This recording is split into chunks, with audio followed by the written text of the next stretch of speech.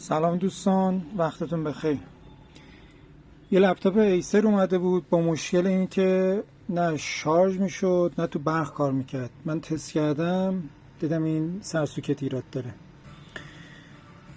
بعد تو بازار گشتم، همین تیکه سیمو با سوکتشو داره به من میگه 650,000 تومان. و یه وقتی یه سری چیزا واقعا معقول نیست واسه یه لپتاپی که سی پی یوش قدیمیه، همه چیز ضعیفه. حالا طرف یه خرج آداپتور هم کرده، بخواد این ور داستانم انقدر هزینه کنه، نه واسه من میصرفه نه واسه اون. دیگه براش گشتم، خود این سرسوکت خالی رو پیدا کردم، درست کردم براش، تعمیرش کردم، الانم داره کار میکنه. اینم وضعیتش. موفق باشید.